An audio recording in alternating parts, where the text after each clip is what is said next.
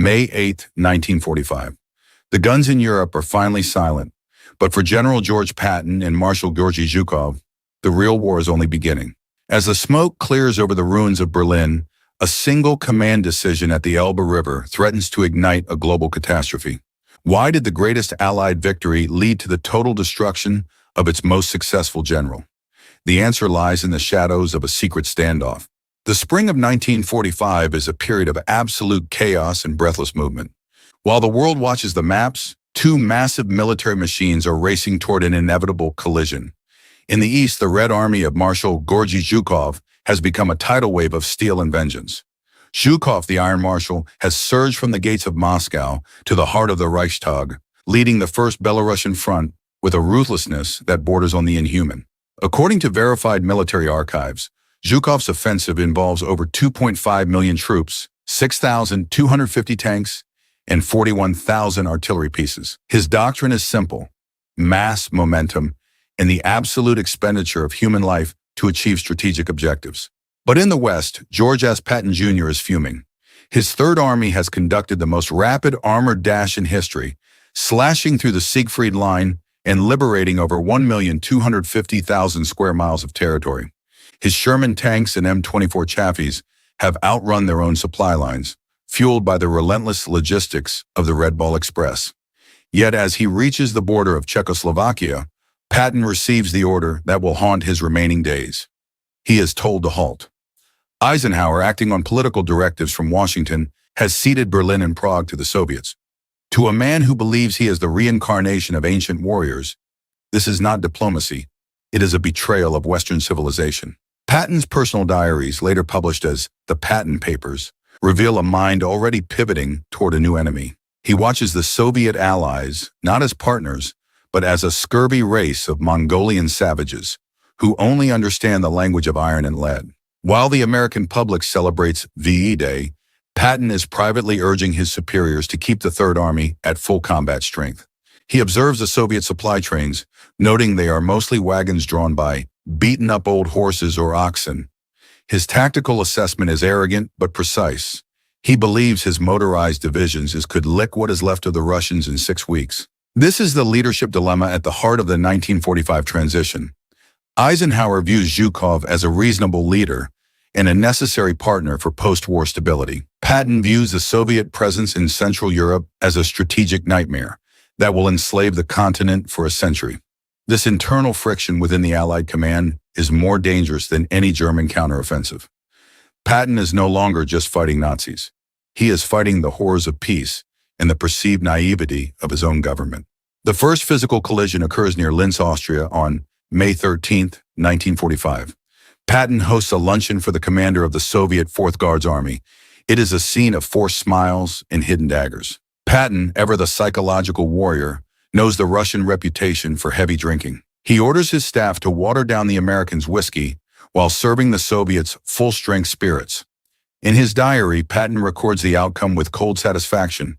The Soviet general went out cold, while Patton walked out under my own steam. It was a petty victory, but to Patton, it confirmed his theory that the Soviet system was a brittle facade of strength. However, the reality in the East is far more formidable than Patton's whiskey duels suggest.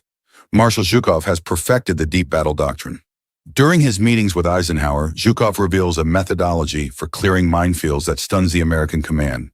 He explains that the Red Army simply orders its infantry to run through the mines as if they do not exist.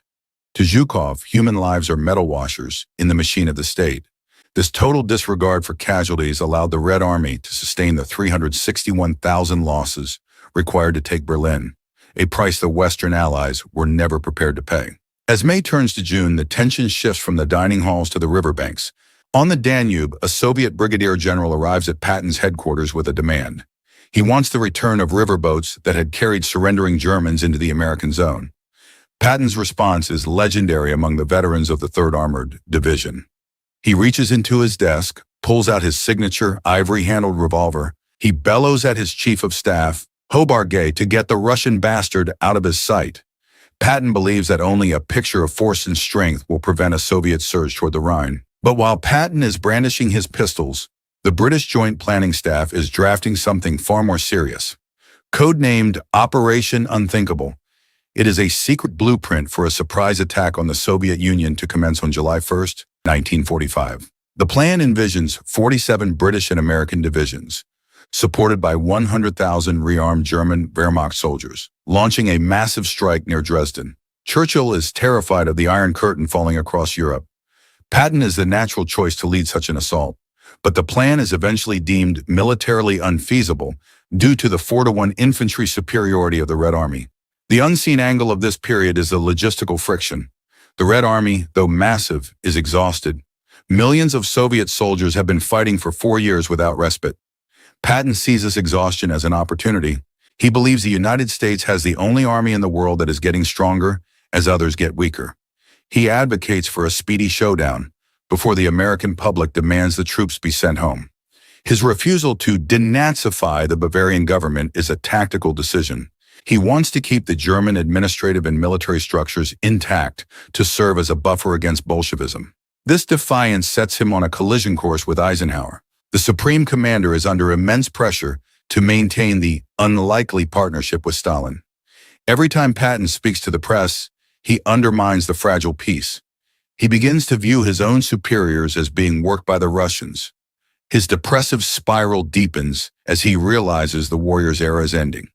He writes to his wife Beatrice that all that is left to do is to sit around and await the arrival of the Undertaker. The psychological weight of command in 1945 is immense. Patton is managing over 540,000 men in an army of occupation. He is surrounded by over 2 million displaced persons, including the survivors of the Holocaust. Yet his diaries reveal a shocking callousness toward these victims, whom he views through a lens of deep-seated racial prejudice. This is the historical enigma of Patton, a man who could weep over the dead at the Ohrdruf concentration camp, yet write anti-Semitic vitriol in his private papers just weeks later. His brilliance as a general is inextricably linked to his failure as a diplomat. By July, the geopolitical lines are hardening. At the Potsdam Conference, Truman and Stalin are carving up the map of the world. Patton is relegated to the sidelines, a relic of a war that is officially over. He spends his days inspecting camps and overseeing the reconstruction of Bavaria, but he refuses to remove former Nazis from local government positions. He tells his staff that the difference between a Nazi and a non-Nazi is like the difference between a Democrat and a Republican. It is a statement born of pragmatism and prejudice, and it will be the catalyst for his final fall. The what-if pivot of this narrative is haunting. If Eisenhower had allowed Patton to take Prague and Berlin, would the Cold War have been avoided? Or would it have started 40 years early with a nuclear exchange over Moscow? Patton was convinced that a conflict was inevitable. He believed that by waiting, the West was simply allowing the Soviets to get stronger. He wanted to push them back to their borders, while the American military was still the most powerful force on Earth. But the politicians choose the path of containment. They choose to trust the Iron Marshal and the Man of Steel. They ignore the warnings of the Cavalier. As the summer heat fades, the world prepares for one final display of Allied unity in the heart of the conquered German capital. It is here in Berlin that Patton and Zhukov will meet face-to-face for the last time. It will be a confrontation of dress, of metal, and of the fundamental philosophies of war. September 7, 1945. Berlin is a landscape of ghosts. The Brandenburg Gate stands as a scorched sentinel over a city that has been virtually razed to the ground. The Charlottenburg Chaussee has been cleared for the Allied victory parade, a spectacle intended to project unity. But as the commanders take their places on the reviewing stand, the air is thick with a different kind of tension. This is the forgotten parade, the moment the Iron Curtain becomes a visible reality. Marshal Georgy Zhukov arrives in a display of military splendor that borders on the theatrical. He is dressed in Robin's egg blue trousers with yellow stripes and a dark green blouse draped in a bright red sash. But it is his chest that draws every eye. He is weighed down by over 30 medals, including 2 orders of victory encrusted with diamonds and rubies. Verified accounts from Frank Howley, the U.S. sector commandant, suggest that Zhukov's tunic required a special internal brass plate just to support the weight of the metal. He is the living embodiment of the Soviet system, heavy, ornate, and imposing. General George Patton chooses a different path of psychological warfare.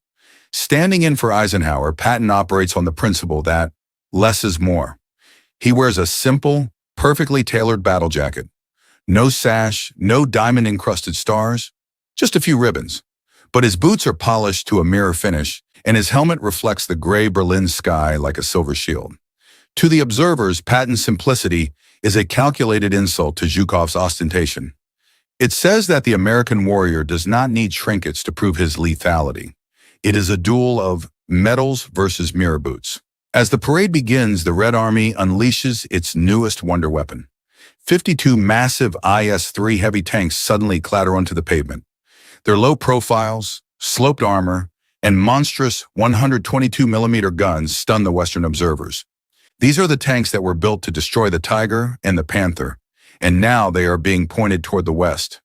The ground in Berlin literally shakes under the weight of Soviet mass. Zhukov leans toward Patton, a thin smile of triumph on his face.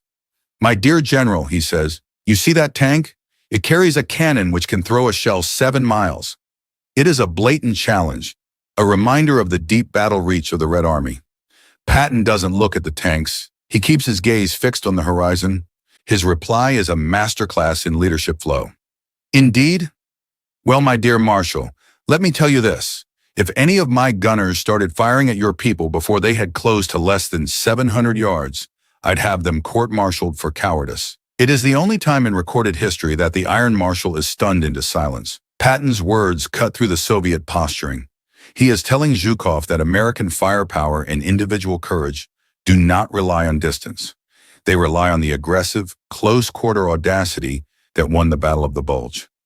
This exchange is the crucial decision point of the parade.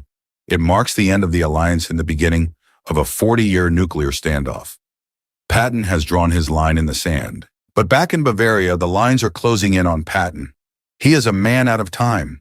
The war that gave him purpose has been replaced by the horrors of peace. He is the military governor of a region he refuses to denazify. He keeps Nazis in administrative positions because he believes they are the only ones who know how to keep the electricity running and the water flowing. He views the denazification orders from Eisenhower as stupid policy that is handing Germany to the Bolsheviks on a silver platter. On September 22, 1945, at his headquarters in Bad Tolz, Patton holds a press conference that will end his career. He is tired of the political maneuvering. When asked why he is protecting Nazis, he brandishes his riding crop and lets out the quiet part of his philosophy. "This Nazi thing," he tells the stunned reporters, "is just like a Democratic-Republican election fight. It is a disastrous analogy to a world that has just discovered the gas chambers of Auschwitz and the mass graves of Buchenwald. Comparing the Nazi Party to an American political organization is an unforgivable act of political ignorance." The fallout is immediate. Eisenhower, who has protected Patton through the slapping incidents in Sicily and the Knutsford incident in England, can no longer shield him. The press characterizes Patton as a vicious anti-Semite and a dangerous reactionary. On September 28th, Patton is ordered to Frankfurt. He is relieved of command of his beloved Third Army, the unit he led across Europe, and transferred to the 15th Army. The 15th is a ghost headquarters, a paper organization tasked with writing a history of the war. Patton has been silenced. His final months are spent in a depressive spiral. He lives in a palatial house on Lake Tegernsee, a former residence of Hitler's publisher, Max Amann. He has a swimming pool and a bowling alley, but he is a prisoner of the peace. He watches the Mongolians consolidate their grip on Eastern Europe. He writes in his diary that he wishes he were young enough to fight in the next war, killing Mongols. He is convinced that a plot is being hatched against him, perhaps by the Russians, perhaps by his own people. December 9th, 1945. It is a cold Sunday morning near Mannheim. Patton is heading out for a pheasant hunt with his chief of staff, Hobart Gay. He is riding in a 1938 Cadillac staff car, driven by a young chauffeur named Woody Woodring. As they cross a railroad track, a 2.5-ton army truck suddenly turns in front of them. The collision is minor. The truck and the Cadillac are barely damaged. But Patton is thrown forward. He strikes his head on the glass partition. His neck is broken. The tactical mystery of the accident has fueled conspiracy theories for decades. Why was there no autopsy? Why did the truck driver, Robert Thompson, disappear from the records?